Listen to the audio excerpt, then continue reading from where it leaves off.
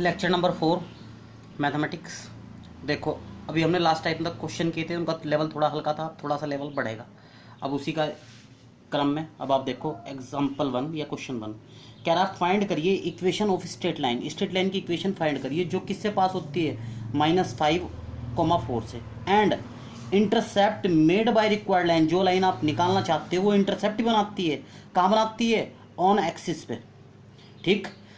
और divisible by the point, जो point आप कह रहे हो ये जो जिससे वो लाइन पास होती है, ये पॉइंट उस लाइन को 3 और 4 के रेशो में डिवाइड करता है। कहने का मतलब स्थिति इस तरह की है, इस क्या ये लाइन तो आप निकालना चाहते हो ये वाली, तो अब जो इस लाइन की तरफ मैंने एरो की है ये लाइन है, ये वाली आप ये लाइन निकालना चाहते हो। जब ये लाइन निकालना चाहते हो, ये लाइन किससे पास होती है, 0.5,4। इसका मतलब ये पॉइंट ये रहा, ये पॉइंट इस लाइन पे पड़ता है, साथ ही साथ ये पॉइंट इस लाइन को 3 और 4 के रेशो में डिवाइड करता है। अब इसका मतलब जब इस लाइन की इक्वेशन निकालनी है तो ये लाइन एक्सिस पे क्या कर रही है, इंटरसेप्ट बना रही है, ए हमारी बी एन। तो हमें जो स्ट्रेट लाइन की इक्वेशन लिखनी पड़ेगी वो किस फॉर्मेट में लिखनी पड़ेगी, इंटरसेप्ट फॉर्म में लिख दी, x upon a y upon b is equal to. अब आपको ए और बी का मान निकालना, कैसे निकलेगा। अब आपको पता कि ये कोऑर्डिनेट आपको पता चल गया A0, ये कोऑर्डिनेट भी 0 भी, क्यों बता रखा मैंने, ये और पर उठ नहीं रहे तो यहीं कहीं ब्लॉक होगी, आप यहीं कहीं ब्लॉक होगी, तो इस पॉइंट के कोऑर्डिनेट कितने, A0, इसके कितने होंगे आपके 0 भी।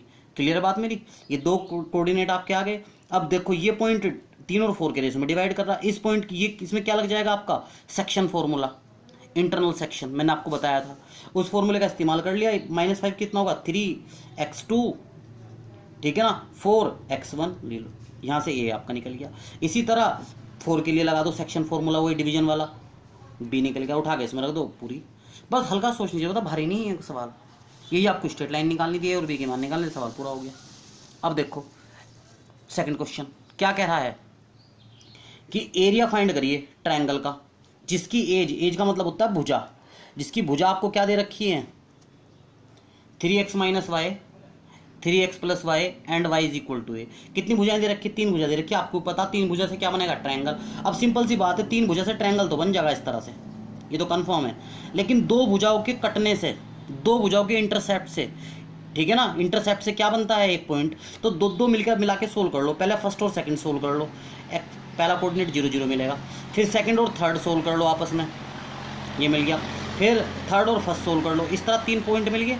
और एरिया ऑफ ट्रायंगल का फॉर्मूला लगाओ, सीधा आंसर कितना आ गया, k³/3, ये आपका आंसर है। इतना करना था, अरे देखने में ऐसा लग रहा है कैसे निकाल लेंगे, बड़ा सिंपल सवाल है, ठीक है ना। ये ध्यान रखो ना, 3 पॉइंट, जब 3 लाइनें आपस में एक दूसरे को काटेंगे तो पॉइंट बनेंगे, ठीक है ना। 2 लाइनें आपस में मिलकर काटेंगे तो सिंपल सी बात है, जो पॉइंट मिलेगा वो आपके पास आ गया।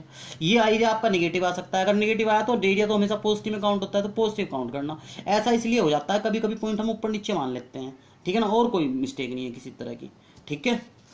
अब देखो आपका ये एग्जाम्पल थी, कह रहा find the equation of straight line. Straight line की इक्वेशन निकालिए जो किससे पास होती है, through the point of intersection, इन दोनों लाइनों के इंटरसेक्शन से पास होती है और इसके समानांतर है। अब सीधी सी बात है, 2 सवाल दे रखे हैं, एक में तो ये कह रहा है इसके पैरेलल है, दूसरे में कह रहा है इस लाइन के परपेंडिकुलर है। तो सिंपल सी बात है, कैसे पहले इस वाले केस में भी सोल्व करेंगे, दूसरे वाले में। पहले ये देखो कि जो लाइन है आपकी इन 2 के इंटरसेक्शन से पास हो रही, इन दोनों के प्रतिच्छेद बिंदु से पास हो रही, प्रतिच्छेद बोलते हैं इंटरसेक्शन को।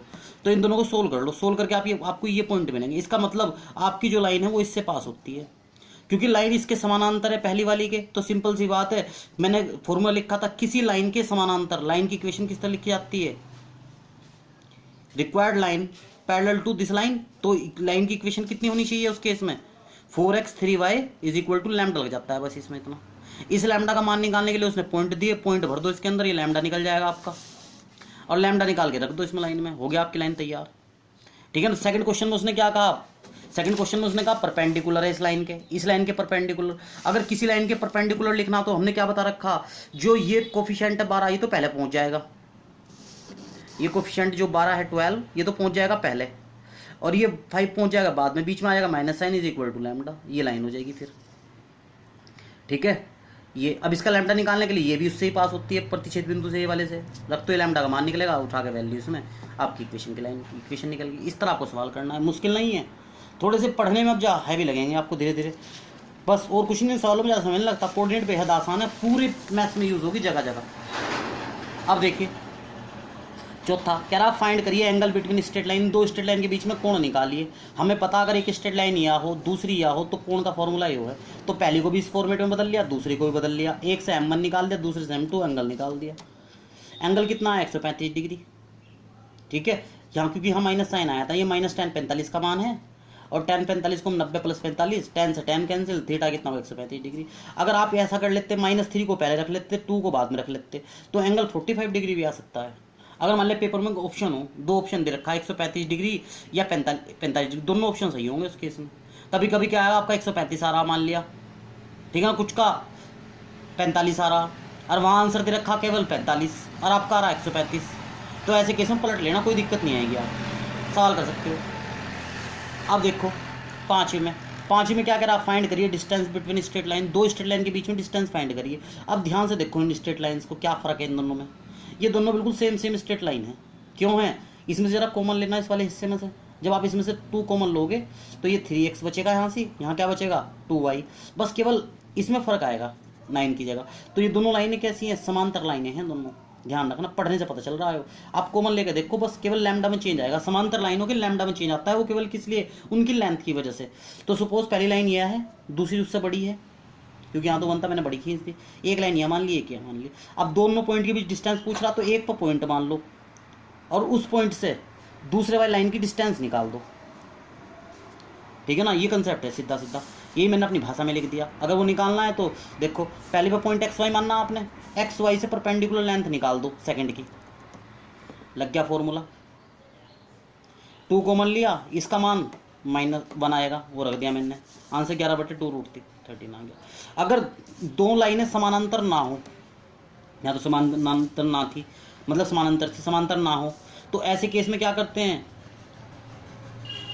मैं लिख दिया, यदि लाइनें पैरेलल ना हो, not parallel, then distance between the line क्या होगी, P1 - P2। कैसे, P1 क्या होगी, डिस्टेंस पहली लाइन की ओरिजिन से निकाल दो, दूसरी लाइन की भी किससे निकाल दो, ओरिजिन से, और दोनों आपस में घटा देना।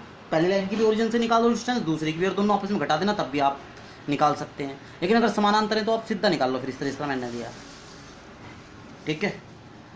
थोड़ा सा अपने आप भी पढ़ने की कोशिश करना बुक में से, चीज़ें एकदम से नहीं होती, ठीक है, हर चीज़ में स्ट्रगल, जिसमें जितना स्ट्रगल होगा उतना ही इसमें बेनिफिट ज़्यादा होंगे।